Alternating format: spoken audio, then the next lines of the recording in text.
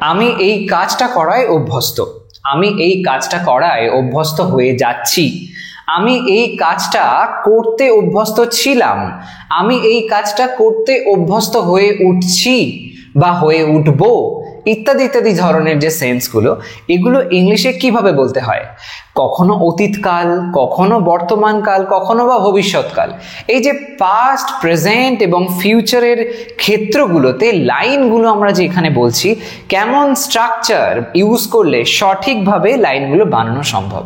আজকে আমি তোমাদেরকে তাই বোঝাবো কিভাবে ইউজ টু ব্যবহার করে দৈনন্দিন জীবনে এরকম অসংখ্য লাইন চট জলদি বানানো যায় কোনো রকম দ্বিধা ছাড়াই। কিরকম ভাবে, এসো দেখে নাও আজকে বিভিন্ন রকম লাইনসের মধ্য দিয়ে ইউজ টু এর ব্যবহার। এখানে প্রত্যেকটি লাইন আমরা দেখব বর্তমান কালে আছে, অর্থাৎ প্রেজেন্ট টেন্সে। যখন প্রেজেন্ট টেন্সে আমরা ইউজ টু এর ব্যবহার করি তখন সাবজেক্টের পরে এম, ইজ বা আর এর একটা কিছু ব্যবহার হবে সাবজেক্ট অনুযায়ী, তারপরে ইউজ টু এর ব্যবহার হয় এবং তারপরে রেস্ট অফ দ্য সেন্টেন্স। কিভাবে হয় লক্ষ্য করো। এছাড়া আরো এক ধরনের স্ট্রাকচার আমরা দেখি, আমি পরপর আসছি, তোমাদেরকে বোঝাচ্ছি বিষয়টা। প্রথমে বলছে আমি প্রতিদিন তাড়াতাড়ি ওঠায় অভ্যস্ত। তো এটা যদি আমরা ইউজ টু ব্যবহার করে বলি তখন এরকম ভাবে বলতে হবে, I am used to waking up early every day. I am এর ব্যবহার হলো, তারপরে আমরা ব্যবহার করলাম used to। এখানে দেখতে পাচ্ছি used to এসছে এবং তারপরে লক্ষ্য করো এসছে waking, অর্থাৎ এই যে বলা হয়েছে ওঠায়, এরকম ভাবে যখন কথা বলা হয় ওঠায়, যাওয়ায়, করায়, এরকম ধরনের সেন্স আসে, সেখানে প্রধানত আমরা আইএনজি এর ব্যবহার হতে লক্ষ্য করি। এটা জেরান্ড হয়েছে, দেখো এর আগে ব্যবহার হচ্ছে প্রিপোজিশন টু। পরের লাইনটা লক্ষ্য করো, একই স্ট্রাকচার অ্যাপ্লাই করে সবকটি লাইন হবে। কি বলছে? সে চিনি ছাড়া ব্ল্যাক কফি খাওয়ায় অভ্যস্ত। সে কিসে অভ্যস্ত? না ব্ল্যাক কফি খাওয়ায় অভ্যস্ত।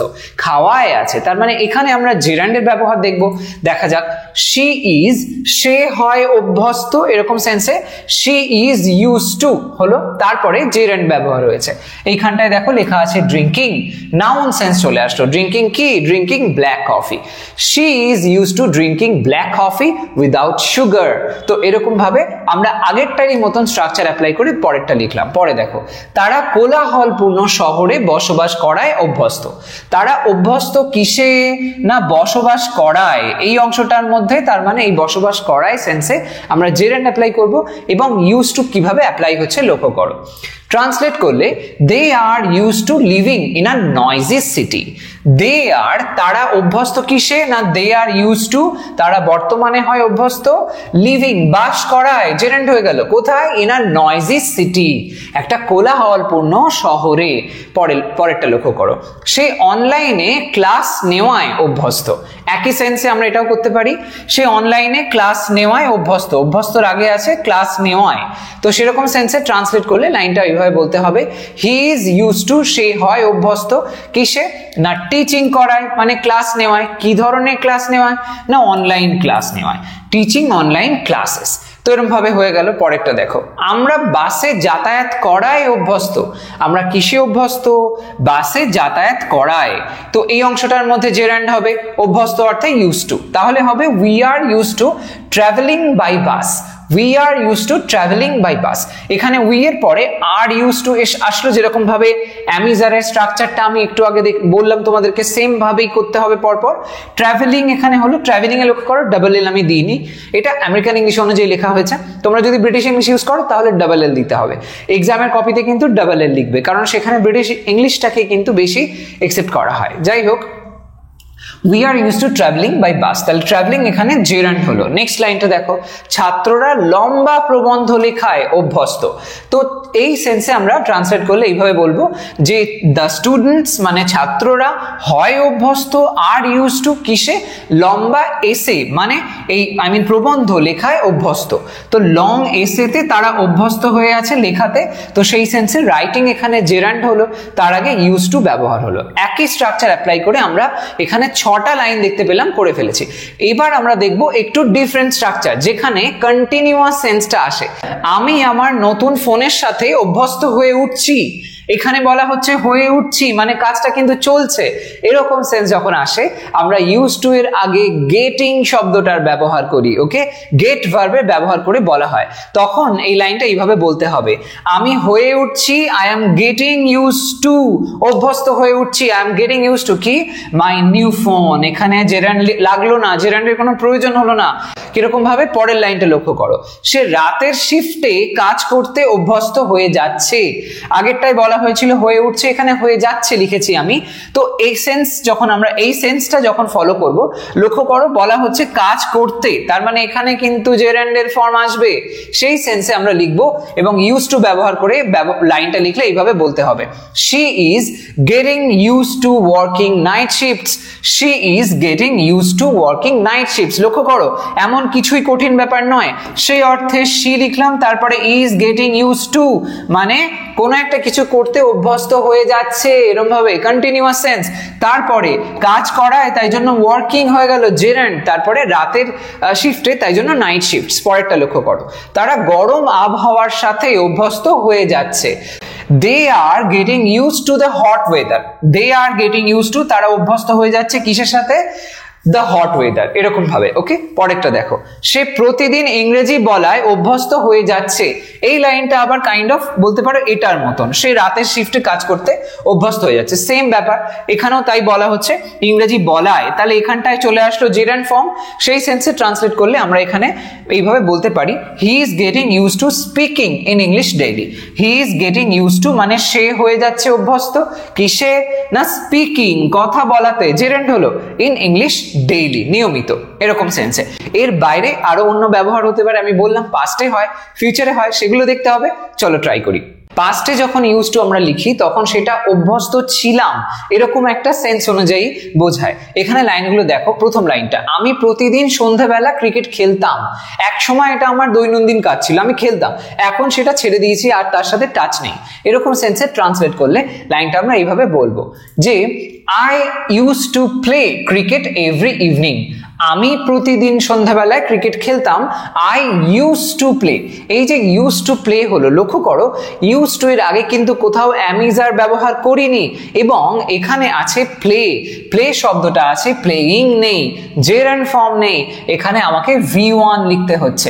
এই রুলটাকে খেয়াল করবে, I am use to play cricket every evening, প্রত্যেক সন্ধ্যায় খেলতাম। পরেরটা, এখানে আসার আগে সে দিল্লিতে থাকতো। এখানে আসার আগে সে দিল্লিতে থাকতো, বাট এখন সেখানে থাকে না। এই সেন্সে ট্রান্সলেট করলে সে অর্থে শি লেখা হয়েছে, তারপরে ইউজ টু লিভ, একইভাবে ইউজ টু এর পরে V1 আসলো, তারপরে in Delhi before moving here, এখানে আসার আগে সে দিল্লিতে থাকতো। পরেরটা, তারা রাতের খাবারের পর টিভি দেখতো, একসময় দেখতো, এটা তাদের অভ্যাস ছিল, এখন নেই, তো অতীতে বোঝাচ্ছে। সেই সেন্সে they use to watch TV after dinner. Dinner করার পরে they use to watch TV, to এর পরে ওয়াচ যেটা V1 হয়েছে। লক্ষ্য করো খুব চটজলদি লাইনগুলো বানানো সম্ভব। পরেরটা, সে ধূমপান করতো তবে গত বছর ছেড়ে দিয়েছে, মানে এটাও পাস্ট টেন্স, এখানেও আছে পাস্ট টেন্স, কিন্তু অতীতকালে একটা কাজ সে নিয়মিত করতো, সেটা হলো ধূমপান করার কাজটা, আর যেটা ছেড়ে দিয়েছে এটা একদম মানে বলতে পারো সিম্পল পাস্টে হবে। তো সেই সেন্স অনুযায়ী ট্রান্সলেট করলে এরকম ভাবে বলতে হবে, সে ধূমপান করতো, হি ইউজ টু স্মোক, এক সময় ধূমপান করতে অভ্যস্ত ছিল, পরে তবে গত বছর সে ছেড়ে দিয়েছে মানে ছেড়ে দিল, এরকম সেন্সে আর কি। But he quit last year, এখানে কুইট শব্দটা V2 হয়েছে বা ভার্বের সেকেন্ড ফর্ম হয়েছে। কুইট শব্দটা আমরা জানি তিনটি ফর্মই কুইট কুইট কুইট এরকম ভাবে বলতে পারি, সেই সেন্সে হি কুইট লাস্ট ইয়ার, গত বছর সে এটা ছেড়ে দিয়েছে। পরেরটা দেখো, আমরা গ্রীষ্মকালে সাঁতার কাটতে যেতাম, এক সময় হতো, এখন আর হয় না, এখন আমরা সবাই বিভিন্ন কাজে ব্যস্ত, এরকম সেন্সে ট্রান্সলেট করলে লাইনটা এরকম ভাবে বলতে হবে। আমরা ইউজ টু অভ্যস্ত ছিলাম কিসে না, গো সুইমিং, সাঁতার কাটতে যেতে। আমরা গ্রীষ্মকালে সাঁতার কাটতে যেতাম বলা হয়েছে, এই সেন্সে গো সুইমিং লেখা হলো। যদি বলা হতো সাঁতার কাটায় তাহলে লিখতে পারতাম উই ইউজ টু সুইম, এরকম ভাবে। Okay, we use to go swimming in the summer সময় বা গরমকালের সময় এরকম অভ্যস্ত ছিলাম। পরেরটা, আমার বাবা আমাকে ঘুমোবার সময় গল্প শোনাতেন।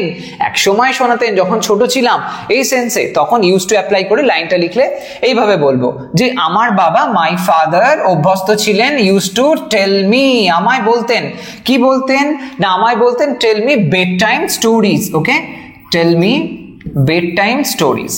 তো এখানে টেল শব্দের ব্যবহার হলো, তারপরে বেড টাইম স্টোরিজ যেটা হলো ওই ঘুমানোর সময় বিছানায় শুয়ে গল্প বলা, এই সেন্সে। তো পরেরটা দেখো, পরেরটা কি বলছে, মানুষ ইমেলের বদলে চিঠি লিখতো। এক সময় লিখতো, এখন সবাই তো মেইল করে দেয় বা হোয়াটসঅ্যাপে মেসেজ করে দেয় ইত্যাদি ইত্যাদি। তো এখন সেই চিঠির প্রচলনটা আগের থেকে অনেক কমে গেছে, তাই না? ইটস সো স্যাড, বাট এটাই হয়েছে। তো মানুষ ইমেলের বদলে চিঠি লিখতো, অতীত বোঝাচ্ছে, সেই সময়ের অভ্যাস বোঝাচ্ছে। তো সেই সেন্সে লাইনটা আমরা ট্রান্সলেট করবো এরকম ভাবে, people use to right letters instead of emails. People মানুষ ইউজ টু রাইট লিখতে অভ্যস্ত ছিল, কি লেটার্স লিখতে, ইনস্টেড অফ ইমেলস চিঠি পাঠাতো ইমেলের পরিবর্তে, ইনস্টেড অফ পরিবর্তে অর্থে ইউজ হলো। পরে, আমি অনেক বেশি জাঙ্ক ফুড খেতাম, এক সময় খেতাম। তো এই সেন্সে ট্রান্সলেট করলে এইভাবে বলতে হবে, I use to eat junk food a lot. অনেক পরিমাণে খেতাম, প্রচুর খেতাম, এরকম সেন্সে অনেক বেশি খেতাম ইত্যাদি ইত্যাদি ইত্যাদি অর্থে। তো এখানে ইউজ টু ইট এক সময় খেতাম বোঝাচ্ছে। পরেরটা, সে স্কুলের কোরাস দলে গান গাইতো। আমরা অনেকেই স্কুলের কোরাসে গান করেছি, এখন আমরা সবাই সেই স্কুল লাইফ ছেড়ে চলে এসেছি, তো অতীতকালের বিষয় হয়ে গেল। সেই সেন্সে she use to sing in the school choir, she use to sing in the school choir. তাহলে এখানে ইউজ টু সিং এই যে ব্যবহার করা হলো, একটা সময়ের অভ্যাস বোঝাচ্ছে, গান করতো এরকম সেন্সে। তারা প্রতিদিন হেঁটে স্কুলে যেত, এক সময়ে তারা প্রতিদিন হেঁটে স্কুলে যেত। তাহলে এখানেও সেম ভাবে অ্যাপ্লাই করে লাইনটা লিখলে, তারা দে ইউজ টু ওয়াক। খেয়াল করবে টু এর পরে V1টা, যখন অতীতকালে এরকম লাইন বলছি, they use to walk to school everyday. ওয়াকের পরে কিন্তু যেখানে যাচ্ছ হেঁটে, সেই সেন্সটা বোঝাতে গেলে টু লিখতে হবে, যে প্রিপোজিশনটা টু এখানে আমরা ব্যবহার হতে দেখছি। যাই হোক, they use to walk to school everyday. তো সেম সেন্স হলো, এই একই প্রসেসে আমরা এখানে অতীতকালের প্রত্যেকটা লাইনের স্ট্রাকচারগুলো কিন্তু দেখলাম যে কত সহজে এটা আমরা করতে পারছি। এবার দেখো অতীতের পর ফিউচারে কিভাবে লাইনগুলো বানানো যায়। এই সমস্ত লাইনসগুলোর মধ্যে দিয়ে আমরা ফিউচারের ব্যবহার দেখব, যে ফিউচারে কিভাবে ইউজ টু ইউজ করা যায়, এবং দেখতে পাবো গোয়িং টু যখন ব্যবহার হচ্ছে তার সাথে সাথে ইউজ টু কিভাবে আসছে। প্রথম লাইনটা লক্ষ্য করো, আমি উপন্যাস পড়ায় অভ্যস্ত হয়ে যাব।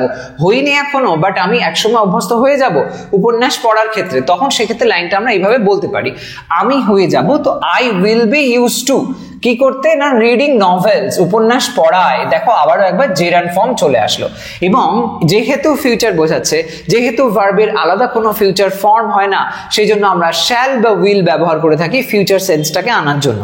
তাই জন্য অবশ্যই তোমাকে শ্যাল বা উইলের ব্যবহার করতে হবে যখন ফিউচার তুমি বোঝাবে। তারপরে ইউজ টু লিখলে এবং তারপরে জেরান্ড সেন্স আসলো, দেখতে পাচ্ছ, এবং বাকি অংশটা হয়েছে। এরকম ভাবেই আমরা পরের স্ট্রাকচারগুলো দেখব। সে শিগগিরই তার নতুন অফিসে অভ্যস্ত হয়ে যাবে, মানে খুব তাড়াতাড়ি অভ্যস্ত হয়ে যাবে। সেই সেন্সে ট্রান্সলেট করলে এইভাবে বলতে হবে, সে তো শি লেখা হয়েছে, তারপরে উইল বি ইউজ টু, সে অভ্যস্ত হয়ে যাবে কিসে, টু হার, বলছে যে নিউ অফিস সুন, খুব শীঘ্রই তার নতুন অফিসে অভ্যস্ত হয়ে যাবে। এখানে কোনো জেরান্ড লাগলো না, কারণ এখানে কোনো সেরকম ধরনের অ্যাক্টিভিটিকে বোঝানো হয়নি যেটাকে নাউন করা হচ্ছে। এখানে বলা হচ্ছে তার নতুন অফিসে, যেটা একটা অলরেডি নাউন, তাই আলাদা করে আর নাউন কিছু লাগছে না এখানে সেন্স বোঝাতে। সেই অর্থে she will be use to her new office soon. তো এর পরে অংশটা দেখো, তারা অনলাইন ক্লাসে অভ্যস্ত হয়ে যাবে। তারা অনলাইন ক্লাসে অভ্যস্ত হয়ে যাবে, এখনো হয়নি।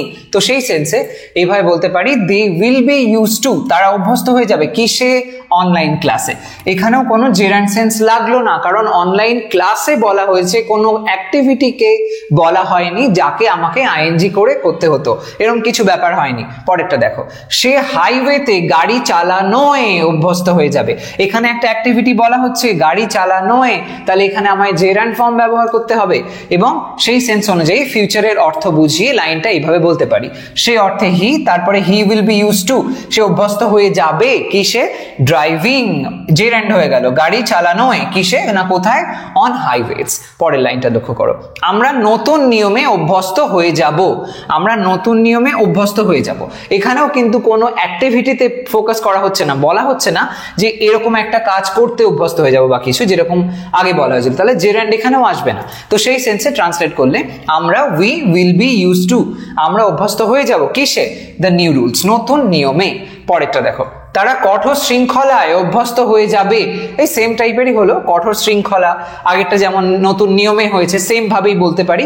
তাহলে এইভাবে বলতে পারি যে তারা, তো তারা অর্থে দে, তারপরে উইল বি ইউজ টু, তারা অভ্যস্ত হয়ে যাবে কিসে, কঠোর নিয়মে বা কঠোর শৃঙ্খলায়, স্ট্রিক্ট ডিসিপ্লিন হলো। পরেরটা দেখো, পরের লাইনটা লক্ষ্য করো, আমি প্রতিদিন ব্যায়াম করায় অভ্যস্ত হয়ে উঠবো। এখানে বলা হচ্ছে অভ্যস্ত হয়ে উঠবো, কাজটা যেন চলবে এরকম একটা সেন্সে। এখানে আমরা দেখব গোয়িং টু এর ব্যবহার হতে এবং তার সাথে সাথে গেট ভার্বেরও ব্যবহার লক্ষ্য করব। তাহলে লাইনটা আমরা কিভাবে বলতে পারি খেয়াল করো, আমি, তো I am going to gate, তারপরে লিখতে হবে use to. I am going to get used to exercising daily, একটু কমপ্লেক্স সাউন্ড করছে বাট এরকম ভাবে ইউজ করতে পারো।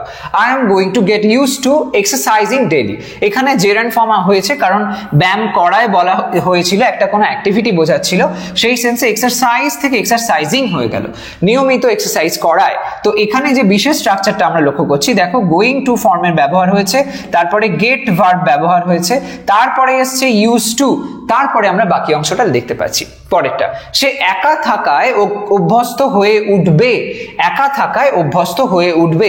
তো এরকম সেন্সে লাইনটা আমরা এইভাবে বলতে পারি, শি ইজ, একই অর্থ অ্যাপ্লাই করো যেরকম আগে হয়েছে, সাবজেক্টের পরে অ্যাম ইজ আর এর ব্যবহার করো এবং তারপরে ব্যবহার করো going to.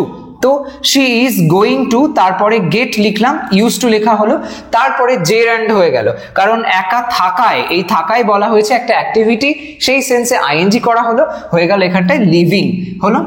She is going to get use to living alone. পরে আমি এর সাথে অভ্যস্ত হয়ে উঠবো, আমি এর সাথে অভ্যস্ত হয়ে উঠবো, কোনো একটা কিছু কাজের সাথে, কোনো একটা জিনিসের সাথে অভ্যস্ত হয়ে উঠবো, এরকম সেন্সে লাইনটাকে আমরা সেম প্রসেস অ্যাপ্লাই করে বললে আই অ্যাম, আমি হয়ে উঠবো, I am going to gate, I am going to get use to this, এটির সাথে অভ্যস্ত হয়ে উঠবো। এখানে কিন্তু কোনো জেরান্ড আসলো না কারণ কোনো অ্যাক্টিভিটি বোঝানো হয়নি, এখানে সরাসরি বলা হয়েছে এর সাথে, এটার সাথে, এরকম সেন্সে। পরেরটা লক্ষ্য করো, সে জনসমক্ষে কথা বলায় অভ্যস্ত হয়ে উঠবে। এখানেও আমরা একই রকম ভাবে লাইনটা বানাবো গোয়িং টু অ্যাপ্লাই করে, তাহলে সেক্ষেত্রে লাইনটা আমাদের এইভাবে বলতে হবে, সে, তো he is going to get use to, সে অভ্যস্ত হয়ে উঠবে কি না, পাবলিক স্পিকিং, জনসমক্ষে কথা বলায়, এরকম সেন্সে। তো এখানে দেখতে পেলে তোমরা বিশেষ করে এই চারটে লাইন, যে শেষের চারটে লাইন, এখানে দেখতে পেলাম যে গোয়িং টু এর ব্যবহার হলো এবং তার সাথে সাথে দেখতে পাচ্ছি গেট ভার্বের ব্যবহার হতে। কিন্তু এই অংশটার মধ্যে আমরা দেখতে পাচ্ছি সরাসরি ফিউচার টেন্স অ্যাপ্লাই হচ্ছে, যেখানে আমরা উইলের ব্যবহার হতে দেখছি, সিচুয়েশন অনুযায়ী শ্যালও ইউজ করতে পারো। তো এরকম বিভিন্ন রকম ভাবে ইউজ টু অ্যাপ্লাই করে দৈনন্দিন জীবনে অসংখ্য লাইন চট জলদি বানানো যায়। এই জন্য বিশেষ কিছু চিন্তা ভাবনা করার দরকার হয় না, একটা সিম্পল স্ট্রাকচার অ্যাপ্লাই করো আর এরকম ঝটপট লাইনগুলো বানাও। এক্সাম্পলগুলোকে প্রয়োজনে আরো একবার দেখে নাও, কোথাও কোনো কনফিউশন থাকলে কমেন্ট সেকশনে জানাও। তো এই ভিডিওটাকে অবশ্যই লাইক করতে ভুলো না, শেয়ার করো সমস্ত ফ্রেন্ডসের মধ্যে, চ্যানেলটাকে সাবস্ক্রাইব না করে থাকলে ডেফিনেটলি করে নাও। আজ তবে আসি, সবাই ভালো থাকো, সুস্থ থাকো, বাই বাই।